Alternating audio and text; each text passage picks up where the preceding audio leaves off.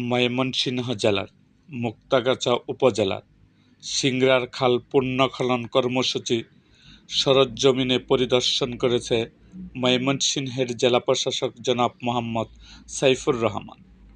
পরিদর্শনকালে জেলা প্রশাসকের সঙ্গে উপস্থিত ছিলেন অতিরিক্ত জেলা প্রশাসক রাজস্ব জনাব আজিমউদ্দিন এবং মুক্তাগাছা উপজেলা নির্বাহী অফিসার জনাব কৃষ্ণচন্দ্র সহ সংশ্লিষ্ট কর্মকর্তারা।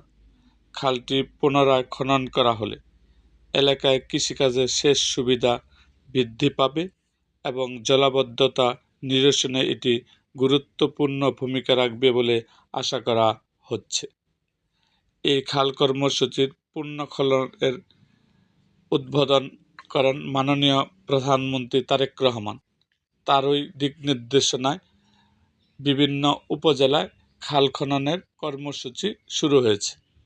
এরকম আরও ভিডিও পেতে আমাদের মুক্তাগাছার ইতিহাস মিডিয়া ইউটিউব চ্যানেলটিকে সাবস্ক্রাইব করুন এবং পাশে থাকা বেল আইকনটি বাজিয়ে দিন।